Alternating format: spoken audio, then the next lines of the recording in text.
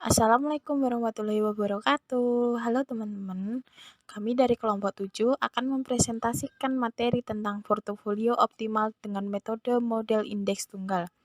Kelompok kami yang beranggotakan satu, Haris Reza Fatoni, kemudian yang kedua Hasti Tamara, dan yang ketiga Eka Kristalia Damayanti. Yuk, langsung aja menyimak pembahasan materi yang pertama akan dijelaskan oleh Mas Haris. Selanjutnya, saya menjelaskan pengertian model indeks tunggal. William mengembangkan model yang disebut dengan model indeks tunggal. Model ini dapat digunakan untuk menyederhanakan perhitungan di model Markowitz dengan menyediakan parameter-parameter input yang dibutuhkan di dalam perhitungan model Markowitz. Di samping itu, model indeks tunggal dapat juga digunakan untuk menghitung return ekspektasian dan risiko portofolio. Di sini terdapat model indeks tunggal dan komponen returnnya. Model indeks tunggal didasarkan pada pengamatan bahwa harga dari suatu sekuritas berfluktuasi. Maksudnya dari berfluktuasi yaitu turun naik searah dengan indeks harga pasar. Secara khusus dapat diamati bahwa kebanyakan saham cenderung mengalami kenaikan harga jika indeks harga saham naik. Kebalikannya juga benar, yaitu jika indeks harga saham turun, kebanyakan saham mengalami penurunan harga. Hal ini menyarankan bahwa return dari sekuritas mungkin berkorelasi karena adanya reaksi umum terhadap perubahan-perubahan nilai pasar. Dengan dasar ini, return sekuritas KI dapat dirumuskan. Rumusnya yaitu RI sama dengan AI plus beta I kali RM. Nah, untuk mencari AI, rumusnya ada di sebelah kotak kiri. Rumusnya yaitu AI plus alpha I plus EI. Untuk lebih mudahnya lagi kalian untuk menghitungnya, yaitu rumusnya ada di sebelah kanan. Rumusnya yaitu RI sama dengan alpha I plus beta I kali RM plus EI. Untuk keterangannya yaitu RI yaitu return sekuritas ke I. RM tingkat return dari indeks pasar juga merupakan suatu variabel acak. Nah, maksudnya itu adalah pemilihan dari indeks pasar tidak tergantung dari suatu teori tetapi lebih tergantung dari hasil empirisnya. Contohnya tuh yaitu indeks pasar yang dapat dipilih untuk pasar BEI. Misalnya adalah IHSG, indeks harga saham gabungan atau indeks untuk saham-saham yang aktif saja. Misalnya seperti LQ45, JII, dan sebagainya.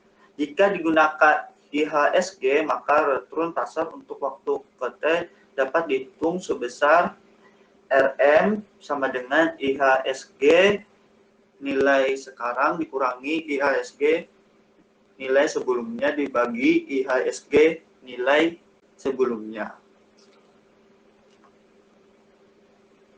Untuk keterangan AI yaitu komponen dari return sekuritas ke I.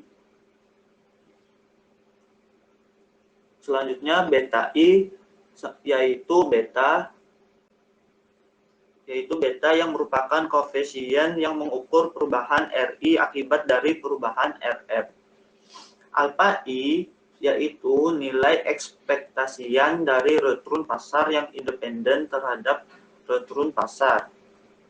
Dan yang terakhir, EI, kesalahan residu yang merupakan variabel acak dengan nilai ekspektasiannya.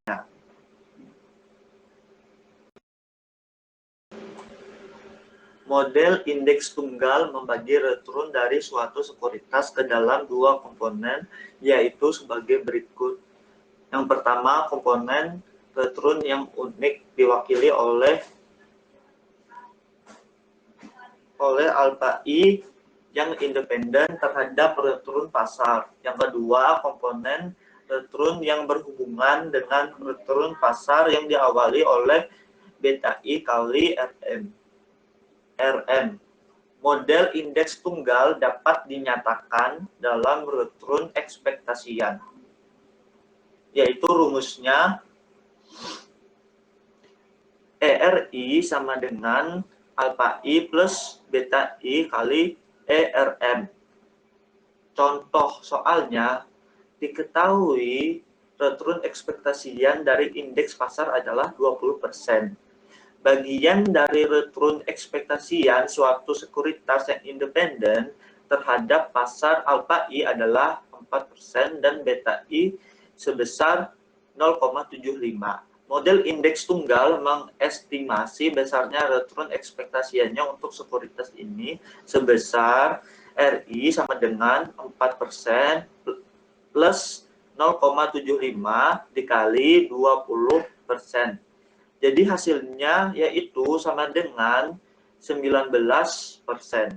Sedangkan besar nilai return realisasi berdasarkan model indeks tunggal untuk sekuritas ini adalah sebesar RI sama dengan 19% ditambah EI. Jika ternyata nilai return realisasi sebesar misalnya 21%, maka kesalahan estimasi EI adalah sebesar dengan perhitungan 21% dikurang 19% sama dengan 2%. Jadi kesalahan estimasinya yaitu sebesar 2%. Selanjutnya, asumsi-asumsi. Model indeks tunggal menggunakan asumsi-asumsi yang merupakan karakteristik model ini sehingga menjadi berbeda dengan model-model yang lainnya. Asumsi utama dari model indeks tunggal adalah kesalahan residu dari sekuritas ke I tidak berkovari dengan kesalahan residu sekuritas ke J atau EI tidak berkovari atau maksudnya berkovari itu yaitu berkorelasi dengan EJ untuk semua nilai dari I dan J. Secara matematis dapat ditulis sebagai berikut, yaitu kovar EI EJ sama dengan 0. Dan return indeks pasar RM dan kesalahan residu untuk tiap-tiap sekuritas EI merupakan variabel-variabel acak. Oleh karena itu, diasumsikan bahwa EI tidak berkovari dengan return indeks pasar RM. Asumsi kedua ini dapat dinyatakan secara matematis sebagai berikut. Kovar EI RM sama dengan 0. Dapat juga ditulis EI terus tutup kurung RM dikurang RM tutup kurung sama dengan 0. Asumsi-asumsi dari model indeks tunggal mempunyai implikasi bahwa sekuritas-sekuritas bergerak bersama-sama, bukan karena efek di luar pasar. Misalnya, efek dari industri atau perusahaan-perusahaan itu sendiri, melainkan karena mempunyai hubungan yang umum terhadap indeks pasar. Asumsi-asumsi ini digunakan untuk menyederhanakan masalah. Dengan demikian, sebenarnya berapa besar model ini dapat diterima dan mewakili kenyataan sesungguhnya tergantung dari seberapa besar asumsi-asumsi ini realistis. Jika asumsi-asumsi ini kurang realistis, berarti bahwa model ini akan menjadi tidak akurat. Selanjutnya dijelaskan oleh Mbak Hasti. Selanjutnya yaitu varian return sekuritas model indeks tunggal.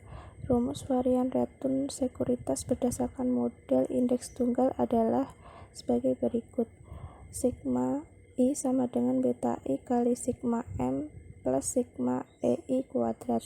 Resiko yang sering dihitung berdasarkan model ini terdiri dari dua bagian, yaitu yang pertama resiko yang berhubungan dengan pasar, yang kedua resiko untuk masing-masing perusahaan. Kemudian, kovarian return antara sekuritas model indeks tunggal.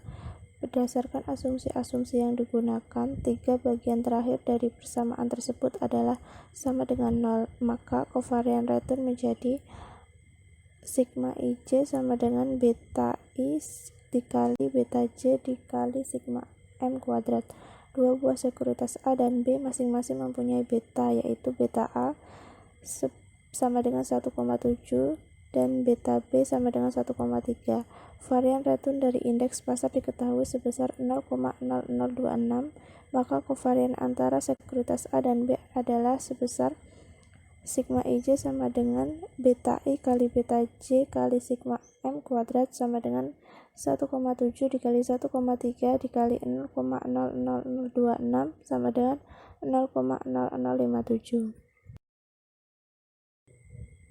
Selanjutnya yaitu parameter-parameter input untuk model Markowitz.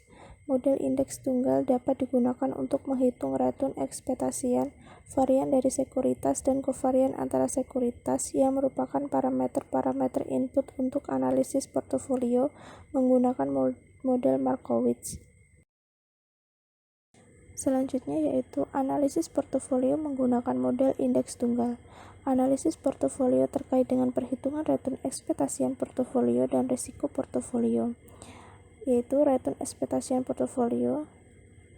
Yang pertama, beta dari portofolio merupakan rata-rata tertimbang dari beta masing-masing sekuritas, yang rumusnya beta portofolio sama dengan sigma I sama dengan IN WI kali beta I. Yang kedua, alfa dari portofolio juga merupakan rata-rata tertimbang dari alfa tiap-tiap sekuritas, yang rumusnya alfa portofolio sama dengan sigma I sama dengan IN WI kali alfa I. Dengan mendistribusikan dua karakteristik tersebut, maka return ekspektasian portofolio dapat dirumuskan alfa P plus beta P kali return ekspektasian portofolio M. Ya, selanjutnya saya akan menjelaskan tentang materi resiko portofolio. Resiko adalah kemungkinan terjadinya perbedaan antara retur aktual dengan retur yang diharapkan. Dalam penghitungan resiko portofolio di bab ini akan dibandingkan dengan perhitungan resiko portofolio dengan model Markowitz. Model Markowitz membutuhkan parameter input berupa retur ekspektasi masing-masing sekuritas, varian masing-masing sekuritas, dan kovarian antara sekuritas-sekuritas. Untuk menghitung resiko portofolio yang terdiri dari N buah aktiva, model Markowitz membutuhkan perhitungan sebanyak N buah varian dan N dikali N-1 buah kovarian. Sedangkan untuk model indeks tunggal, perhitungan resiko hanya membutuhkan 2 kali N ditambah 1 untuk perhitungannya, yaitu beta I untuk masing-masing sekuritas ke I sebanyak N buah. Kemudian theta EI kuadrat juga untuk masing-masing sekuritas ke I sebanyak N buah. Dan sebuah varian retur dari market index atau theta M kuadrat untuk mengetahui perhitungan resiko portofolionya.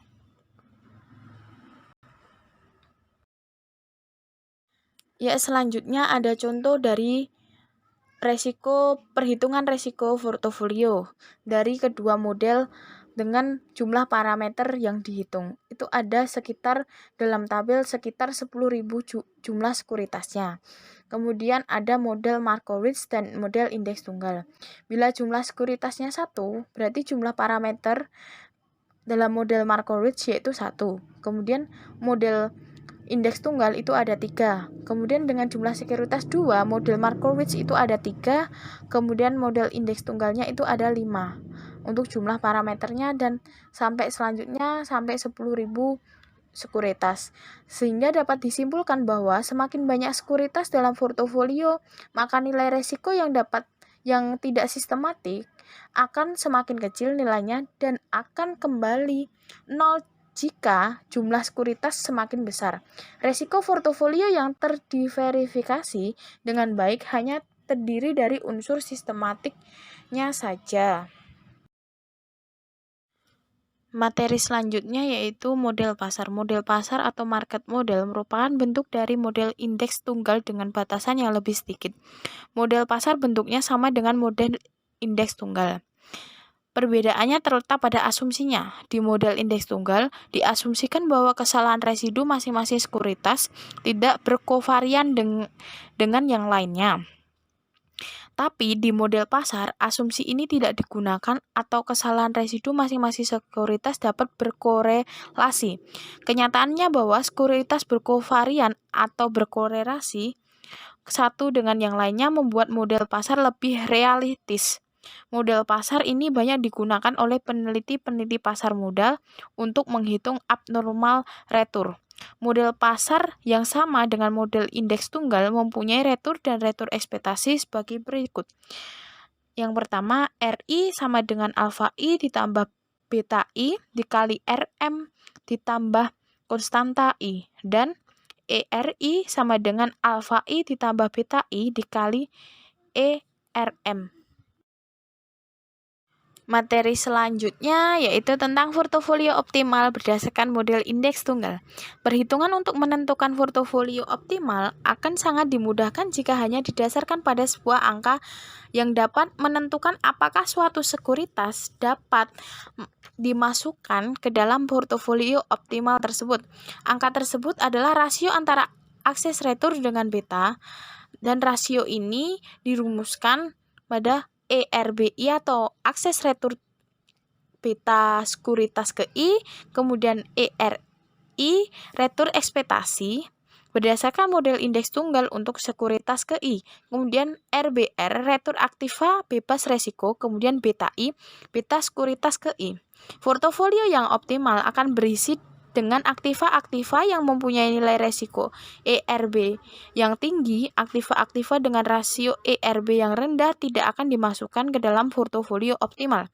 Dengan demikian, diperlukan sebuah titik pembatasan yang menentukan batas nilai ERB berapa yang dikatakan tinggi. Besarnya titik pembatas ini dapat ditentukan dengan langkah-langkah sebagai berikut. Yang pertama, urutkan sekuritas berdasarkan nilai ERB terbesar ke nilai ERB terkecil. Sekuritas dengan nilai ERB terbesar merupakan kandidat untuk dimasukkan ke portofolio optimal. Kemudian yang kedua, menghitung nilai AI dan BI untuk masing-masing sekuritas ke I. Kemudian yang ketiga, hitung nilai CI. Besarnya titik pembatas adalah CI yang paling besar. Kemudian sekuritas untuk membentuk portofolio optimal adalah sekuritas yang mempunyai nilai ERB lebih besar atau sama nilainya ERB dengan titik poin pembatasnya adalah nilai ERB yang kecil dan tidak disertakan dalam pembentukan portofolio. Untuk lebih jelasnya, berikut ada contoh perhitungannya. Ada nilai saham A sampai E. Nilai saham A, ERI-nya 20, BI-nya 2, kemudian theta I pangkat 2 yaitu 5 dan ERBI ada 5. Kemudian yang nilai saham B yaitu ERI-nya 19, kemudian BI-nya 1,5, theta EI pangkat 2-nya 4 dan ERBI-nya 6. Dan selanjutnya sampai ke nilai saham E. Dari tabel tersebut diketahui yang pertama, return aktiva bebas resiko RBR 10%, varian indeks pasar yaitu 10%. Dan untuk perhitungannya disajikan dalam tabel berikutnya.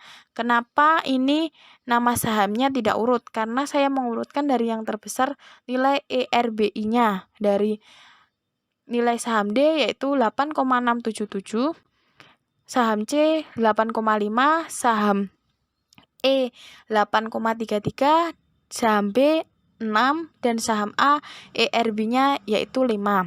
Nah, dari tabel tersebut dalam perhitungannya dapat disimpulkan bahwa sekuritas yang membentuk portofolio optimal adalah sekuritas yang mempunyai ERB lebih besar daripada CI, yaitu sekuritas D, C, dan E.